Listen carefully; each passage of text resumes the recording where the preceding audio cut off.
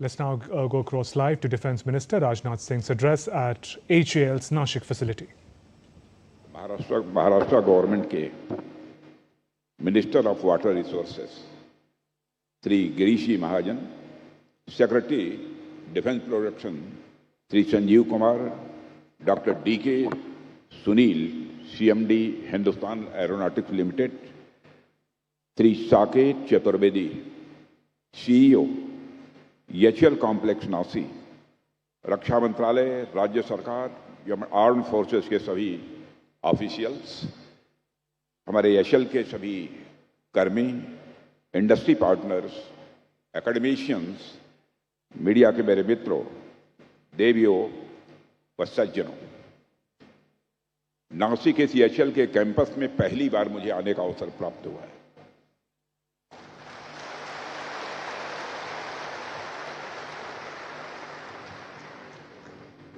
और मैंने यहां जाकर देखा,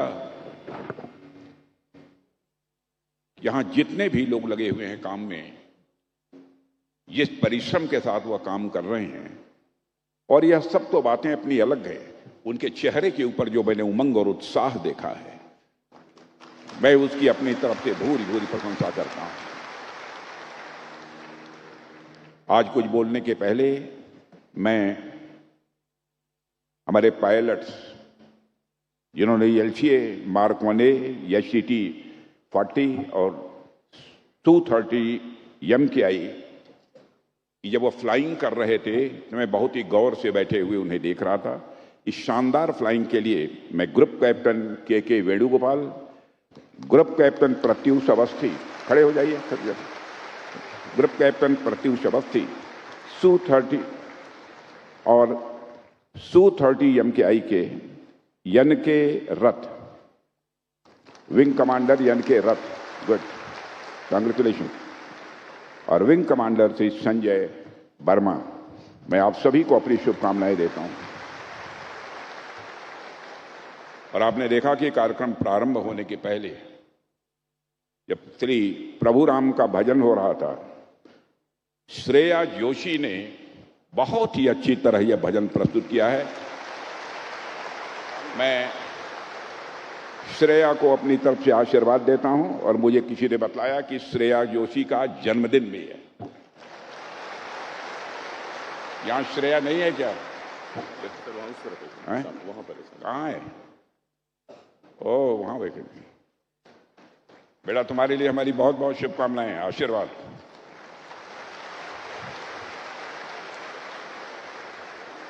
मेरे साथियों, आज हिंदुस्तान एरोनॉटिक्स लिमिटेड द्वारा निर्मित light combat aircraft mark 1A तेजस की 3rd प्रोडक्शन लाइन का उद्घाटन हो रहा है। इसके साथ ही HTT 40 एयरक्राफ्ट की 2nd प्रोडक्शन लाइन का भी उद्घाटन हुआ है। इन दोनों प्रोजेक्ट्स को देश को समर्पित करते हुए मैं कहना चाहूंगा, मुझे बेहद खुशी हुई है। मैं HAL को और इस प्रोजेक्ट से जुड़े हुए हर व्यक्ति को मैं हृदय से बधाई देता हूं। और मुझे इस बात की खुशी है कि इस अवसर पर मुझे नासिक की इस पवित्र भूमि पर आने का एक अवसर प्राप्त हुआ है।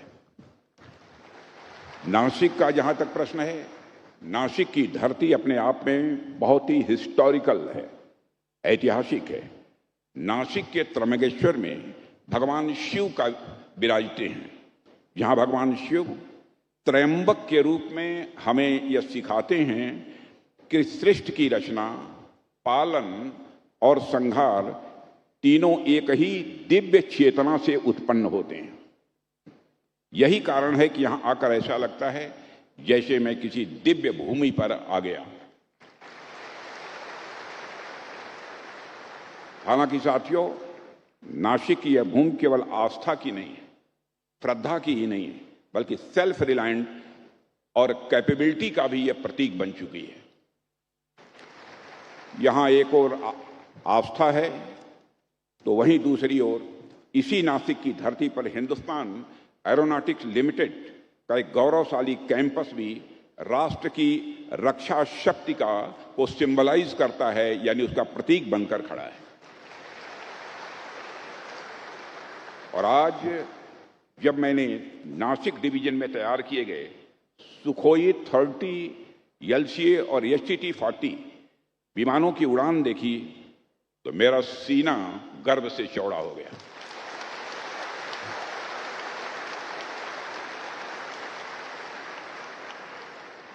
उनकी उड़ान रक्षा क्षेत्र में भारत की, मैं मानता हूं, मैं इस रूप में देख रहा था, यह भारत की आत्मनिर्भरता की उड़ान है। यह भारत के सेल्फ रिलायंस की एक फ्लाइंग है। साथियों, नासिक में स्थित HAL का भी अपना एक बहुत ही गोल्डन हिस्ट्री है, स्वर्णिम इतिहास है। कभी यहां MiG-21 और MiG-27 जैसे दिग्गज फाइटर जेट्स का निर्माण और ओवरहाल होता था, और आज यह संस्थान मॉडर्न सुखोई 30 और जेट्स का प्रोडक्शन हाउस बन चुका है। पिछले 6 दशकों से भी अधिक समय से HAL नासिक ने भारत की डिफेंस मैन्युफैक्चरिंग कैपेबिलिटी को नई ऊंचाइयों तक पहुंचाने में एक स्ट्रांग पिलर की भूमिका निभाई है। जैसा कि मैंने अभी कहा, नासिक भगवान शिव की भूमि है, जो एक तरफ शिवत्व यानी शांति की प्रतीक है, तो दूसरी तरफ यह संहार की भी प्रतीक है। ठीक उसी तरह से नासिक एक तरफ डिफेंस मैन्युफैक्चरिंग यानी निर्माण की प्रतीक है, तो दूसरी तरफ जरूरत पड़ने पर दुश्मनों का संहार करने की क्षमता भी रखती है।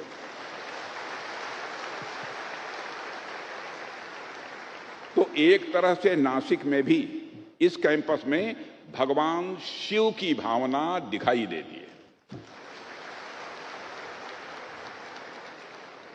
साथियों, यह कैंपस मैं मानता हूं कि महज केवल एक इमारत या किसी प्रोजेक्ट तक ही सीमित नहीं है, बल्कि यह रक्षा क्षेत्र में भारत की आत्मनिर्भरता को भी सिंबलाइज करता है, उसका प्रतीक है। जब मैं आत्मनिर्भरता की बात कर रहा हूं तो मेरे जेहन में वह पूरी यात्रा भी चल रही है जिसकी शुरुआत हमने 2014 से की है, और आप सबने तो डिफेंस सेक्टर में भारत की बदलती भूमिका को साफ साफ अपनी नंगी आंखों से देखा है। एक समय था जब देश में रक्षा की जरूरतों को पूरा करने के लिए अन्य देशों पर हमारा देश निर्भर था, और लगभग 65 to 70% डिफेंस इक्विपमेंट इंपोर्ट किए जाते थे। लेकिन आज स्थिति बदल चुकी है। अब भारत 65% मैन्युफैक्चरिंग अपनी ही धरती पर कर रहा है, और बहुत जल्द ही हम अपनी डोमेस्टिक मैन्युफैक्चरिंग को 100% तक ले जाना चाहते हैं। यह हमारा संकल्प है। साथियों, डिफेंस सेक्टर में आत्मनिर्भरता की सोच कोई आज की नहीं है। 10 साल पहले से ही हमारे प्रधानमंत्री श्री नरेंद्र मोदी के नेतृत्व में हमारी सरकार ने यह स्पष्ट रूप से समझ लिया था कि बिना आत्मनिर्भर हुए हम कभी भी वास्तविक रूप में सुरक्षित नहीं हो सकते हैं। हालांकि उस समय हमारे पास चैलेंजेस बहुत थे, इसमें कहीं दो मत नहीं है। हमारी सबसे बड़ी समस्या यह थी कि हमारा डिफेंस प्रिपेयर्डनेस बहुत लिमिटेड था, और हम इंपॉर्टेंट मिलिट्री हार्डवेयर के लिए लगभग पूरी तरह इंपोर्ट्स पर निर्भर हुआ करते थे। हमारे डिफेंस प्रोडक्शन सिस्टम में प्राइवेट इंडस्ट्रियल सेक्टर की भी कोई खास भागीदारी नहीं थी। सब कुछ केवल पब्लिक सेक्टर PSUs तक सीमित था। इसके अलावा डिफेंस प्लानिंग, एडवांस टेक्नोलॉजी और इनोवेशन पर भी पर्याप्त फोकस जितना होना चाहिए वो नहीं था। यही कारण था कि क्रिटिकल इक्विपमेंट और कटिंग एज सिस्टम्स के लिए हमें बाहरी देशों की ओर नजर उठाकर देखना पड़ता था, जिससे न केवल कास्ट बढ़ती थी बल्कि स्ट्रेटेजिक वल्नरेबिलिटी भी पैदा होती थी। जाहिर सी बात है कि ऐसी स्थिति में लंबे समय तक सस्टेनेबल नहीं रह सकती थी, और इसी चुनौती ने हमें सोच और नए रिफॉर्म की दिशा में आगे बढ़ने के लिए प्रेरित किया था। साथियों, उसी दिशा में आगे बढ़ते हुए हमने न सिर्फ इंपोर्ट डिपेंडेंस को घटाया है, बल्कि इंडिजनाइजेशन की कमिटमेंट को मजबूती भी दी है। यदि मैं आंकड़ों की बात करूं तो 2014-15 में यहां हमारा डिफेंस प्रोडक्शन अप्रॉक्सीमेटली 46,429 करोड़ हुआ करता था। वहीं आज 2024-25 में बढ़कर अप्रॉक्सीमेटली 1,50,000 करोड़ तक पहुंच गया। और यह सब भारत के अंदर जो करिश्मा हुआ है, उसमें मेजर कंट्रीब्यूशन यदि किसी का है तो आप जैसे लोगों का है। मेजर कंट्रीब्यूशन यदि किसी का है तो आप जैसे लोगों का है। यह केवल फैक्ट्स नहीं है, बल्कि मैं मानता हूं कि हमारे देश की यह आत्मनिर्भरता, सेल्फ रिलायंस की एक उड़ान है। इसी तरह हमारा डिफेंस एक्सपोर्ट, जो कभी अप्रॉक्सीमेटली 1,000 करोड़ से भी कम हुआ करता था, आज वह रिकॉर्ड 25,000 करोड़ को क्रॉस कर चुका है।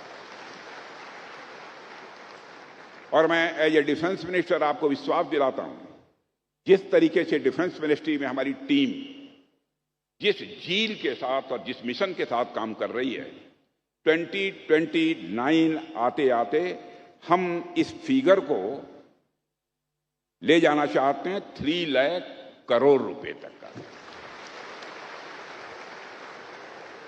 और डिफेंस एक्सपोर्ट जो इस समय मैक्सिमम 25,000 करोड़ है, उसको हम ले जाना चाहते हैं 50,000 करोड़ तक।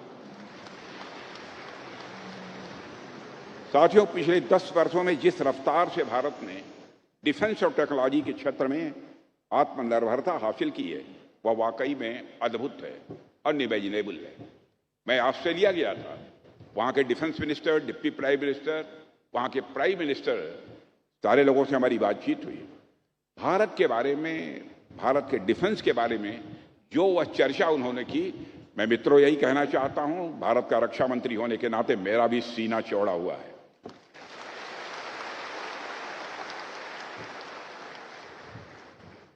पहले हम जो कुछ बाहर से खरीदते थे, वो अब सारी चीजें अपने देश में बना रहे हैं।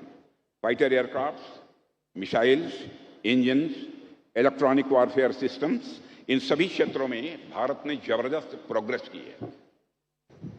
मैं अक्सर कहता हूं कि जब हम हाई डिफेंस टेक्नोलॉजी की बात करते हैं तो यह सिर्फ मशीनों या हथियारों की बात नहीं होती है। यह हमारी सोच, यह हमारी क्षमता और हमारे आत्मविश्वास की एक नई कहानी होती है। साथियों, आपने देखा होगा कि भारत में स्पेस टेक्नोलॉजी और इंडिजिनस डिफेंस मैन्युफैक्चरिंग के क्षेत्र में भी बड़ी सफलता हासिल की है। यह सफलता आपने हासिल की है, आप जैसे लोगों ने हासिल की है। आज हम स्पेस में भी अपनी जगह मजबूत कर चुके हैं।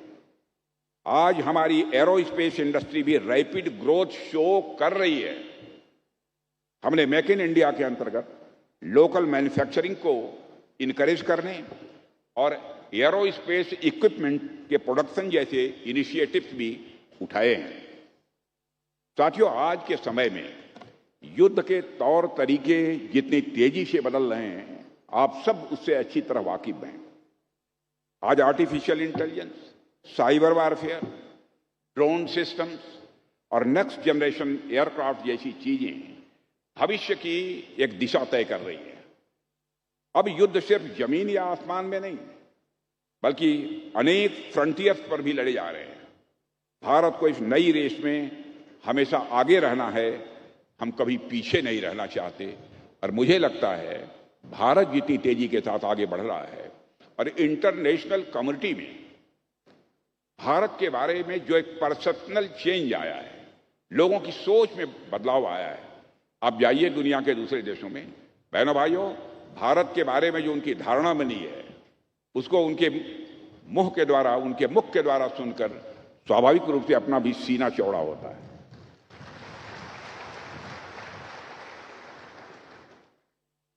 यही वजह है कि आज हम state of the art indigenous technology पर इतना जोर दे रहे हैं। और मुझे यह देखकर बेहद खुशी हो रही है कि हिंदुस्तान एरोनॉटिक्स लिमिटेड इस दिशा में भारत का एक मजबूत प्रतिनिधित्व कर रहा है। 1940 1940 के दशक में स्थापित हुआ यह संस्थान आज हमारे देश के रक्षा क्षेत्र का बैकबोन बन चुका है। अभी कुछ दिन पहले हमने MiG-21 की डीकमीशनिंग की थी। लंबे समय तक MiG-21 ने इस राष्ट्र की सेवा की और उसकी ऑपरेशनल नीड्स को पूरा करने में एचएएल ने मेजर कंट्रीब्यूशन किया है। और MiG-21 को ऑपरेशनल सपोर्ट देने में आपका जो योगदान है, मैं हृदय से उसकी सराहना करता हूं। जब मैं एचएएल के परिश्रम, आप सब लोगों के मेहनत की यहां पर बात कर रहा हूं, तो मैं ऑपरेशन सिंदूर के दौरान एचएएल की जो बड़ी भूमिका रही है उस पर भी कुछ बातें आपसे मैं करना चाहूंगा।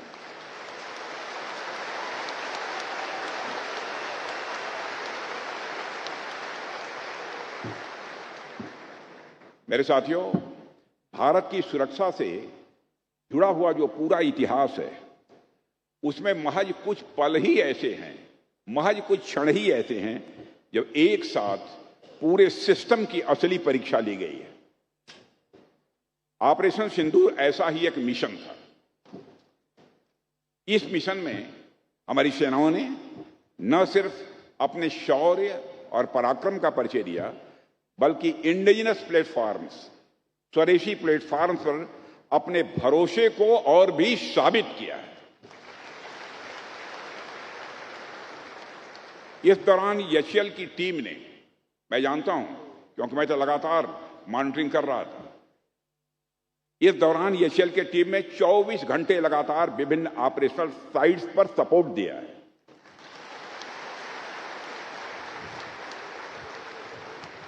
Fighter jets, Sukhoi, Jaguar, Mirage, Tejas और हेलीकॉप्टर्स के मेंटेनेंस और रिपेयर्स आपने चटपट किए, तुरंत किए।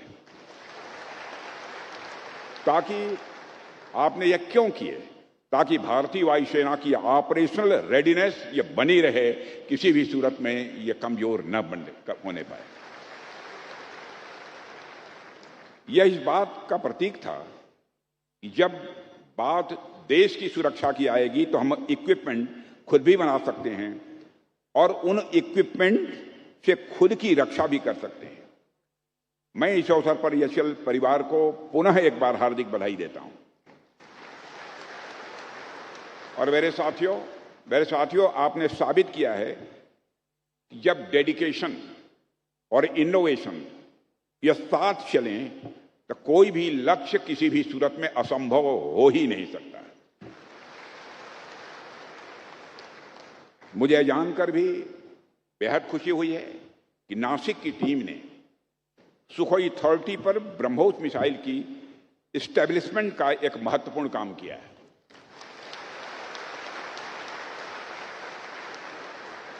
यह वही ब्रह्मोस है, मेरे साथियों, यह वही ब्रह्मोस है जिसने ऑपरेशन सिंदूर के दौरान आतंकियों के ठिकानों को नेस्त नाबूद किया था।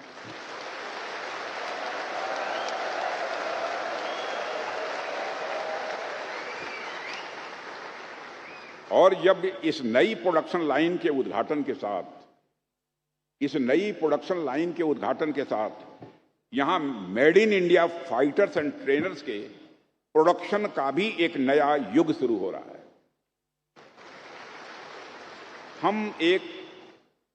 यह मैं मानता हूं एक बहुत बड़ा एक इंडस्ट्रियल अचीवमेंट तो है ही, यह हमारी औद्योगिक उपलब्धि तो है ही, साथ ही साथ हमारे युवाओं, नौजवानों, इंजीनियर्स और साइंटिस्ट्स की मेहनत, लगन और उनके ड्रीम्स यानी सपनों का ही यह परिणाम है। इसके अलावा LCA तेजस और HTT-40 एयरक्राफ्ट का निर्माण जो हो रहा है, वह भी हमारे देश के अलग अलग इंडस्ट्री पार्टनर्स के कोलैबोरेशन का ही यह परिणाम है। और यह कोलैबोरेशन इस बात का प्रमाण है कि जब गवर्नमेंट, इंडस्ट्री और एकेडमिया मिलकर काम करते हैं तो कोई भी चुनौती बड़ी नहीं रह जाती है। मेरे साथियों, वैसे भी हम सब नासिक में एकत्र हुए हैं, हम सब नासिक में एकत्र हुए हैं। अगले वर्ष यहां कुंभ का भी आयोजन होने वाला है और आप सब उसकी प्रतीक्षा कर रहे होंगे। और उसके मंत्री जी हमारे यहां बैठे हुए हैं, गिरीश जी महाजन। और आज यहां पर मुझे यूथ, इनोवेटर्स, इंडस्ट्री और एकेडमिया का भी एक महाकुंभ देखने को मिल रहा है। और जिस तरह से कुंभ स्नान के बाद लोगों को एक नई ऊर्जा मिलती है, ठीक उसी तरह से मुझे विश्वास है कि इस महाकुंभ से निकलने के बाद आप सब भी एक नई ऊर्जा के साथ राष्ट्र निर्माण में और तेजी के साथ लग जाएंगे।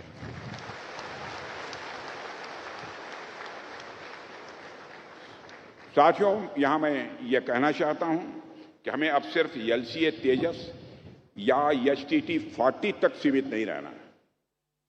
अब समय है कि हम next generation aircraft, unmanned systems और सिविल एविएशन के क्षेत्र में भी अपनी एक आइडेंटिटी बनाएं, अपनी पहचान बनाएं। और मुझे पूरा विश्वास है HAL नासिक आने वाले समय में इन सभी क्षेत्रों में बहुत ही अपनी अहम भूमिका का निर्वाह करेगा। यह विश्वास लेकर मैं यहां से वापस हो रहा हूं।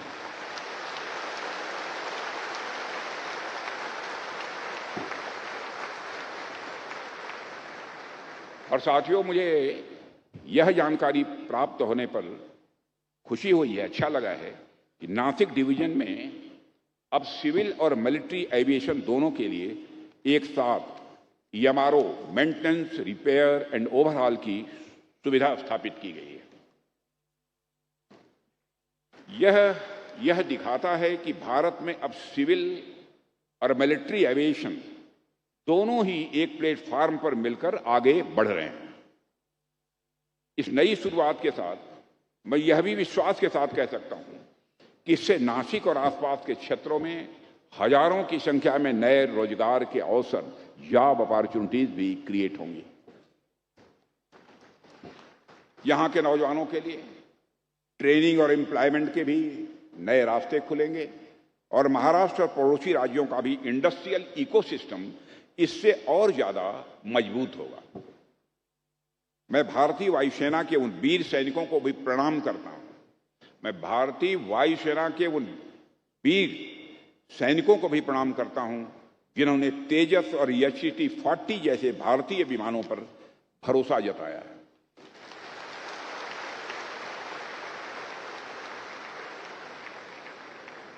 और साथियों, मैं कहना चाहता हूं कि यह भरोसा ही हमारी सबसे बड़ी ताकत है। और मुझे देखकर यह बहुत ही अच्छा लगा कि HAL एक पब्लिक सेक्टर के रूप में प्राइवेट सेक्टर के साथ कदम से कदम मिलाकर दुनिया के बेस्ट स्टैंडर्ड्स को हासिल कर रहा है।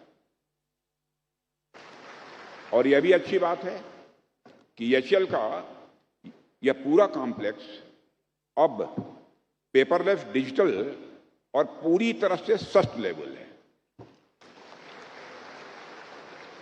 और इसमें इंडस्ट्री 4.0 और क्वालिटी 4.0 सिस्टम को अपनाया गया है। यानी यह आधुनिक भारत की तकनीकी उड़ान, टेक्नोलॉजिकल फ्लाइंग का एक असली प्रतीक है। आज का यह अवसर केवल फाइटर जेट को देश को समर्पित करने का अवसर ही नहीं है, बल्कि यह भारत के नए आत्मविश्वास का भी प्रतीक है। और आज मेरे साथियों, आज मैं खास तौर पर उन सभी संस्थाओं को बधाई देना चाहता हूं, जैसे ADA, शेमिलैक, DGAQA, हमारे इंडस्ट्रियल पार्टनर्स और HAL के सभी कर्मचारियों और जिन्होंने मिलकर इतने उन्नत और आधुनिक विमान भारत में ही तैयार कर रहे हैं। यह वाकई बहुत बड़ी उपलब्धि है। यह नई सुविधाओं से हमारी वायुसेना को और अधिक शक्ति, आत्मविश्वास और आधुनिकता मिलेगी, ऐसा मेरा विश्वास है। जहां तक हमारी वायुसेना की बात है, तो जिस शौर्य और पराक्रम के साथ इन्होंने भारत की वायु सीमा को सुरक्षित रखा है, वह अपने आप में इनक्रेडिबल है।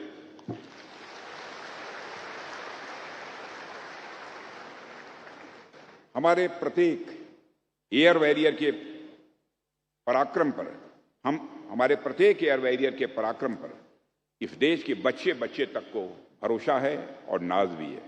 और मैं समझता हूं कि जिस तरह से उन एयर वॉरियर्स का भरोसा एचएएल के ऊपर है, वह भी अपने आप में आप लोगों के लिए बहुत इंस्पायरिंग है। साथियों, आप सभी एवियोनिक्स के जो है विशेषज्ञ हैं, आप सभी टेक्निकल एक्सपर्ट हैं, इसलिए मैं ज्यादा टेक्निकल बातें तो आपसे नहीं करूंगा। वैसे मैं भी टेक्निकल ही हूं, मैं भी फिजिक्स का स्टूडेंट रहा हूं और फिजिक्स मैंने पढ़ाई भी है, इसलिए चीजों को समझता हूं। इसलिए जब भी एविएशन की बात होती है तो मुझे उसमें सिर्फ मशीनें नहीं दिखती, बल्कि जीवन के गहरे संदेश भी दिखाई देते हैं। और आप जानते हैं कि किसी भी एयरक्राफ्ट के लिए उनका नेविगेशन सिस्टम बहुत ही जरूरी होता है और इसका मुख्य काम होता है एयरक्राफ्ट को सही दिशा में बनाए रखना, यानी उसे यह बताना कि वह कहां है और किस रास्ते पर जा रहा है। बिल्कुल वैसे ही जैसे हमारे जीवन में नेविगेशन बहुत जरूरी होती है। अगर हमारे पास एक स्पष्ट लक्ष्य या कोई मार्गदर्शक नहीं है तो हम चलते तो रहेंगे, लेकिन शायद सही मंजिल तक पहुंचना यह बहुत कठिन हो जाएगा। इसलिए जैसे एयरक्राफ्ट को जीपीएस की जरूरत होती है, वैसे ही हमें भी अपने अंदर एक मॉरल कंपास रखना चाहिए जो हमें हर समय सही रास्ता दिखाता रहे। किसी सीनियर पायलट का कोट मुझे याद आता है कि take off is optional but landing is mandatory.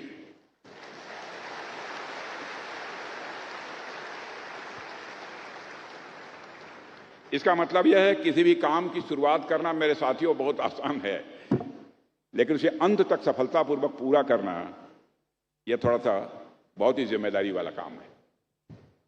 जब हम कोई नए प्रोजेक्ट शुरू करते हैं तो उत्साह तो बहुत होता है, लेकिन असली परीक्षा तो तब होती है जब कठिनाइयां आती हैं। उस समय धैर्य,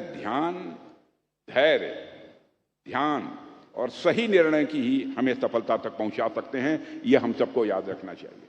धैर्य नहीं खोना चाहिए, ध्यान को भटकने नहीं देना चाहिए। सही निर्णय हम लेंगे और हम आगे बढ़ेंगे। एक अच्छे पायलट की तरह हमें भी काम रहना चाहिए, काम एंड कूल, और हर स्थिति में सही फैसला लेना चाहिए। आज मैं सारे पायलट्स के ही उदाहरण दे रहा हूं आपको। हर प्रोजेक्ट को एक उड़ान की तरह संभालें, हर प्रोजेक्ट को एक उड़ान की तरह, फ्लाइंग की तरह संभालें। शुरुआत जोश से करें, बीच में संतुलन बनाए रखें और अंत में उसे सुरक्षित तरीके से पूरा करें, क्योंकि जैसे एवियोनिक्स एयरक्राफ्ट को अवेयर, कनेक्टेड, स्टेबल और पावर्ड रखता है, वैसे ही हमें भी रहना है।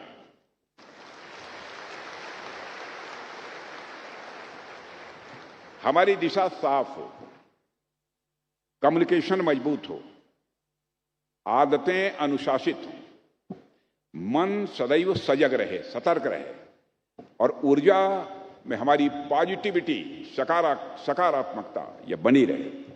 और मुझे लगता है कि ये जो पायलट माइंडसेट है, आज मैं पायलट माइंडसेट की बात कर रहा हूं, यह जो पायलट माइंडसेट है यही आप में से हर व्यक्ति की होनी चाहिए, क्योंकि इसी माइंडसेट से हम मनोवांछित जो सफलता चाहते हैं वो हासिल कर सकते हैं। पायलट माइंडसेट से हासिल कर सकते हैं। 2047 तक हम जिस विकसित राष्ट्र के लक्ष्य के साथ आगे बढ़ रहे हैं, उस लक्ष्य की प्राप्ति तभी संभव हो सकेगी जब हम इसी माइंडसेट के साथ आगे बढ़ेंगे। साथियों, इसी विश्वास के साथ हम सभी इसी एक प्रकार एकजुटता के साथ मिलजुल कर काम करते रहेंगे। मैं एचएएल को, इस प्रोजेक्ट से जुड़े हर स्टेक होल्डर को और सभी देशवासियों को अपनी तरफ से हार्दिक शुभकामनाएं देते हुए, हार्दिक बधाई देते हुए अपना निवेदन समाप्त करता हूं। एक बार जरा बुलंद आवाज होनी चाहिए, बोलिए भारत माता की भारत। सभी का हाथ उठना चाहिए। मीडिया को मैं कहूंगा जरा अपना कैमरा घुमाइए, उधर उधर उधर घुमाइए, एक बार घुमाइए तो दृश्य देखिए पहले। अब मैं कुछ नहीं बोलूंगा आगे, आप उधर दीजिए, ये दृश्य देखो। बहुत अच्छा, बहुत बहुत धन्यवाद, बहुत बहुत धन्यवाद। All right, you were watching live from Nashik, where Defence Minister Rajnath Singh was addressing the Hindustan Aeronautics Limited Nashik facility in Western Indian state of Maharashtra, where Indian Air Force received its first 2 indigenous Tejas Mk1A fighter jets. Well, the Defence Minister also inaugurated the second production line for the Hindustan Turbo Trainer 40 basic trainer aircraft. Besides the inauguration, the occasion was marked by the maiden flight of the first LCA Tejas Mk1A, the upgraded version of the indigenous light combat aircraft Tejas. Well, the Defence Minister said it was a historic milestone for India, giving a big boost to India's defence capabilities. And he said that 65% of manufacturing of defence equipments was being done in India, moving towards 100% home production soon, being totally Atmanirbhar. The Defence Minister also spoke about AI, cyber warfare, and he said that India has to be in the upfront in this new race, and international community now sees India in a different space, making us all so proud. He also spoke about the decommissioning of MiG-21 a few days back, and he also mentioned about Operation Sindoor and how our defence supported the entire operation. He said that with dedication and innovation, everything is possible, and he also mentioned the importance of Nashik, and next year Kumbh Mela was also to be organised in the city. He said that now was the time when we should have our identity in the next generation instruments and work towards it. That was the gist of what the Defence Minister said in his address at Nashik. Meanwhile, news continues on DD India. Keep watching for more. Namaskar.